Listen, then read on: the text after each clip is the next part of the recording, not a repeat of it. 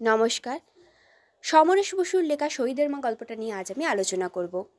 গল্পের শুরুতেই বিমলা যে বাড়ির গিন্নি তাকে দেখানো হয়েছে। আজ তার ছোট ছেলে বাদলের জন্মদিন। বাদল রাজনীতি করত, তাকে পিটিয়ে মেরে ফেলা হয়েছে। বাদলের আজকে জন্মদিন, তাই বাদলের শহীদ বেদিটার দিকে তাকাতে তাকাতে বিমলা সেই বাদলের প্রসব হওয়া, অর্থাৎ যেদিন বাদল পৃথিবীর আলো দেখেছিল সেই দিনকার কথাটা মনে করতে থাকে। কিভাবে বাদলকে সে জন্ম দিয়েছিল এবং তারপরে তার অনুভূতি কেমন হচ্ছিল সে সব কিছু মনে করতে থাকে। তার হরপ্রসাদ, তার বড় ছেলে কৃপাল এবং আরেক ছেলে দয়াল, আর ছোট ছেলে ছিল বাদল। 3 ছেলেকে নিয়ে তার বেশ সংসার কাটছিল। কৃপাল আর দয়ালের থেকে বাদল অনেকটাই ছোট ছিল, কিন্তু কৃপাল আর দয়াল ধীরে ধীরে রাজনীতি করতে ঢোকে কলেজে ওঠার পর। হরপ্রসাদও রাজনীতি করতো। 3জন 3টে দলে রাজনীতিতে শুরু করেছে, কৃপাল একটা, দয়াল এক দলে এবং হরপ্রসাদ আর এক দলে। এখন বাদলও কিছুটা বড় হয়েছে, দেখতে দেখতে সেও কলেজে ভর্তি হয়েছে এবং সেও বাবা দাদাদের দেখে রাজনীতিতে ঢুকেছে। তাই বিমলার সংসারে এখন আর সুখ নেই। এ ওর সাথে কথা বলে না, ও ওর সাথে কথা বলে না, যেন মনে হয় তাদের মধ্যে কোনো রক্তের সম্পর্ক নেই। রাজনীতিতে তাদের কাছে সব। বাবা একবার এই ছেলেকে বলছে তুই দল করিস না, ওই ছেলে ওকে বলছে, এবং বাদলও তাদের দেখে যুক্ত হয়েছে।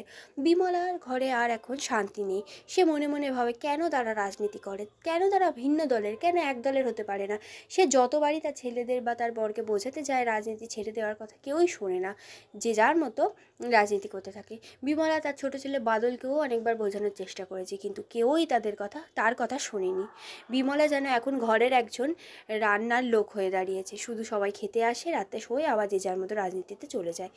এভাবে একদিন বিমলার কাছে কৃপাল এসে বলল যে বাদল খুব বার বেড়েছে, তাকে যেন রাজনীতি বা দমতে বলে বিমলা। কিন্তু বিমলা তার ছেলেকে অর্থাৎ কৃপালকে বলে সে যেন নিজেই তার ভাইকে বোঝায়, কিন্তু কৃপাল কিছু কথার উত্তর না দিয়ে চলে যায়। দয়ালও এসে শাসিয়ে যায় বিমলাকে যে তার ছোট ছেলে বাদলকে যেন বেশিবার না বাড়তে দেওয়া হয়, এবং তার বর হরপ্রসাদও সেই কথায় একই বিমলাকে বলে যায়।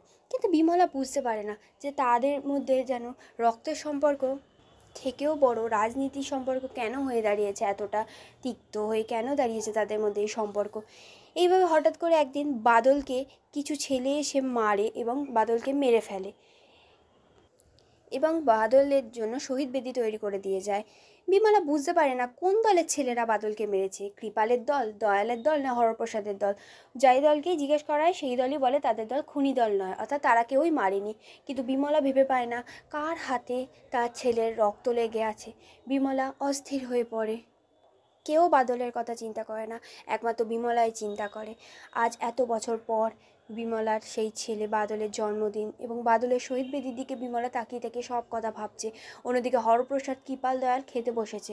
তারা বিমলাকে ডেকেই যাচ্ছে, কেউ কারোর সাথে কথা বলে না। তাই কৃপাল একবার নিজের মতো করে ডাকছে, হরপ্রসাদ একবার ডাকছে এবং দয়ালও একবার ডাকছে, কিন্তু বিমলা কোনো সাড়া পাওয়া যাচ্ছে না। এরপর 3জনাই চলে যায় বিমলার খোঁজে এবং জানতে পারে বিমলা শহীদ বেদির কাছে দাঁড়িয়ে আছে।